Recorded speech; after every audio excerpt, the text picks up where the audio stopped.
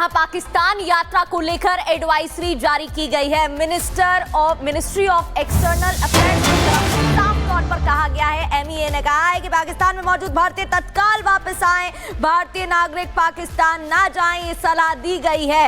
इससे पहले कल सीसीएस की बैठक में 5 बड़े निर्णय लिए गए, फैसले लिए गए और पाकिस्तान यात्रा को लेकर अब एडवाइजरी जारी हो गई है, जहां पाकिस्तान में मौजूद भारतीय तत्काल वापस आएं, एमईए ने कह दिया है, और भारतीय नागरिक पाकिस्तान न जाएं, ये भी साफ तौर पर सलाह दे दी गई है। एक और बड़ी खबर आपको बता दें, भारत ने पाकिस्तानियों की वीजा रद्द कर दिए हैं। तत्काल प्रभाव से वीजा सेवाएं निलंबित की गई हैं। पाकिस्तानियों को भारत छोड़ने का आदेश दे दिया गया है। सभी मौजूदा वैध वीजा 27 अप्रैल तक ही मान्य होंगे। मेडिकल वीजा भी 29 अप्रैल के बाद में रद्द हो जाएंगे।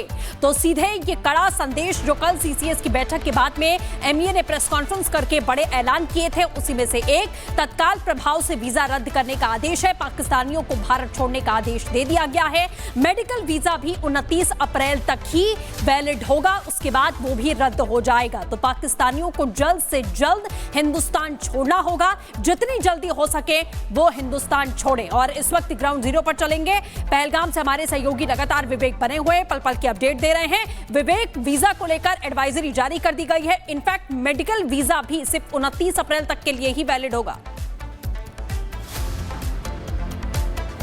देखिए, भारत बहुत उदार रहा है, इसमें कहीं कोई संशय नहीं है, लेकिन जो डिप्लोमेटिक एक्शन है इस बार तो होना ही था। आप इसे बिल्कुल नकार नहीं सकते हैं, ये होना था, डिप्लोमेटिक एक्शन होना था। सुबह सुबह पंच प्रहार की बात चल रही थी, लेकिन जो अभी खबर आ रही है मेडिकल वीजा की, आप समझिए कितना जरूरी है पाकिस्तान के लिए। हमने कई बार खबरें दिखाई हैं कि जो अति गंभीर इलाज कराने वाले जो लोग हैं वो आते हैं, भारत आते हैं। यहां भी भारत ने कहा बिल्कुल नहीं, एकदम बंद होने चाहिए। किस बात की? आप खून बहाओ और हम खून बचाने के लिए, जिंदगियां बचाने के लिए दरवाजे खोल कर रखें, तो ये कूटनीतिक हिस्सा है और इसे उस तरीके से देखना चाहिए। फिलहाल तस्वीरें आपको दिखा रहे हैं, ये सीआरपीएफ की 116वीं बटालियन है और वहां पर हम लगातार देख रहे हैं टुकड़ियों में इस रास्ते पर जा रही है। और ये बैसरन जो है यहां से 6 किलोमीटर की दूरी पर है और यहां पर आप देख पा रहे हैं पहलगाम टाउन जो है, ये पहलगाम टाउन ही है जिसमें बैसरन 6 किलोमीटर है। और उसके बाद लगातार जो ये ऑपरेशन से चलाए जा रहे हैं। और सबसे अहम बात है, उन जंगलों को हमने दिखाया, जरा मोड़ दीजिए, फेंसिंग वायर जो है इसके पीछे जो तस्वीरें हैं उससे जरा दिखाइए कि जो ये जंगल है, जो ये पहाड़ है, ये पहाड़ है इतने घने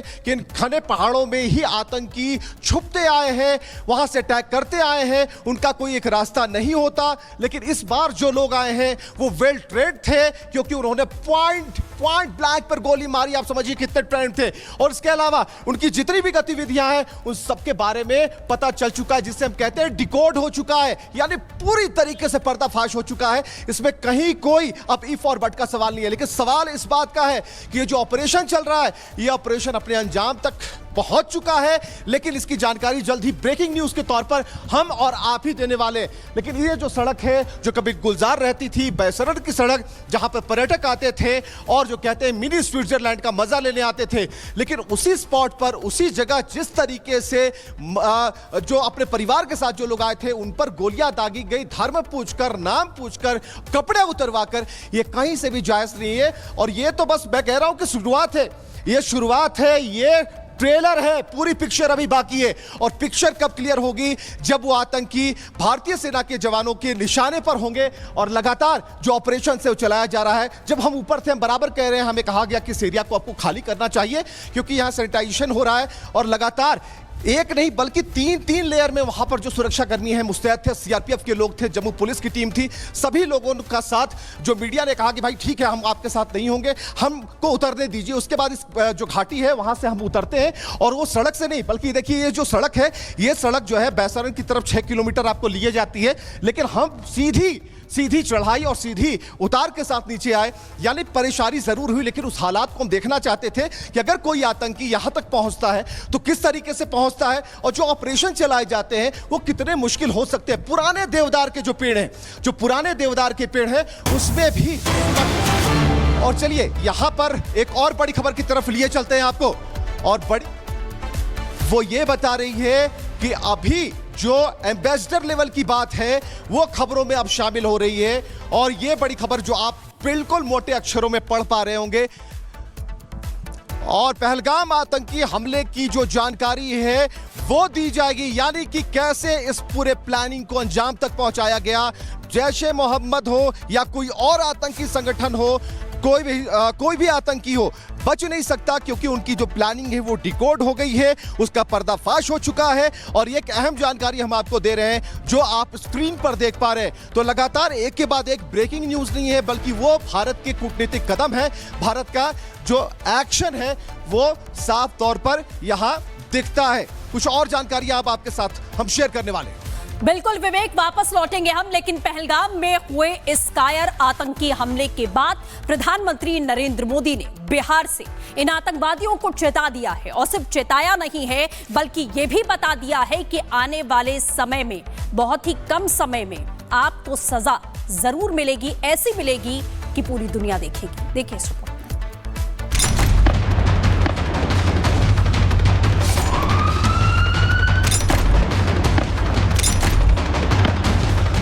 उनकी कल्पना से भी बड़ी सजा मिलेगी। पहलगाम हमले के 48 घंटे तक प्रधानमंत्री मोदी शांत थे और उनकी इस खामोशी से पाकिस्तान का डर बढ़ता जा रहा था। लेकिन आज जब प्रधानमंत्री ने अपना मौन तोड़ा तो पाकिस्तान का डर और 4 गुना बढ़ गया। पीएम ने जो कहा उससे पाकिस्तान के आर्मी चीफ आसिम मुनीर और पाकिस्तानी प्रधानमंत्री शहबाज शरीफ के पैरों के नीचे से जमीन खिसक गई होगी।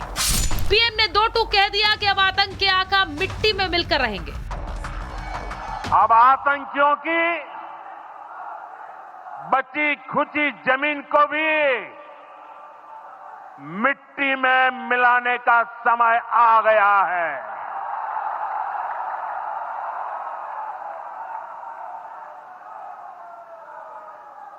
एक सौ चालीस करोड़ भारतीयों की इच्छा शक्ति अब आतंक के आकाओं की कमर तोड़ कर रहे। प्रधानमंत्री यही नहीं रुके, उन्होंने आतंकिस्तान के आकाओं को लाउड एंड क्लियर संदेश दे दिया। पहलगाम नरसंहार में शामिल दहशतगर्दों और आतंकिस्तान में बैठकर उन्हें आदेश देने वालों को कल्पना से भी बड़ी सजा देने की बात कहती। ये हमला सिर्फ निहत्थे पर्यटकों पर नहीं हुआ है, देश के दुश्मनों ने भारत की आत्मा पर हमला करने का दुस्साहस किया है। मैं बहुत स्पष्ट शब्दों में कहना चाहता हूं, जिन्होंने ये हमला किया है उन आतंकियों को और इस हमले की साजिश रचने वालों को उनकी कल्पना से भी बड़ी सजा मिलेगी, सजा मिलकर के रहेगी। प्रधानमंत्री मोदी ने बिहार की धरती से पूरे विश्व को संदेश दे दिया कि हम चुप नहीं बैठने वाले। इस बार पाकिस्तान का न सिर्फ पक्का इलाज होगा, बल्कि उसके खिलाफ होने वाला एक्शन भी जोरदार होगा। Today, from the soil of Bihar, I say to the whole world, India will identify, track and punish every terrorist and their backers. We will pursue them to the ends of the earth. India's spirit will never be broken by terrorism. Terrorism will not go unpunished. Every effort will be made to ensure that justice is done. The entire nation is firm in this resolve. Everyone who believes in humanity is with us. I thank the people of various countries and their leaders who have stood with us in these times. Bharat के प्रधानमंत्री के ऐलान के बाद आतंक की खेती करने वाला आईएसआई खौफ से भर गया। शहबाज शरीफ को समझ नहीं आ रहा कि मोदी से बचने के लिए भीख का कटोरा किसके आगे फैलाएं। जिस पाकिस्तानी सेना को बलोच लड़ाके ही घुटनों पर ला देते हैं, अपनी उस खोखली आर्मी को देख आसिम मुनीर भी सख्ते में, क्योंकि पीएम मोदी का क्रोध प्रतिशोध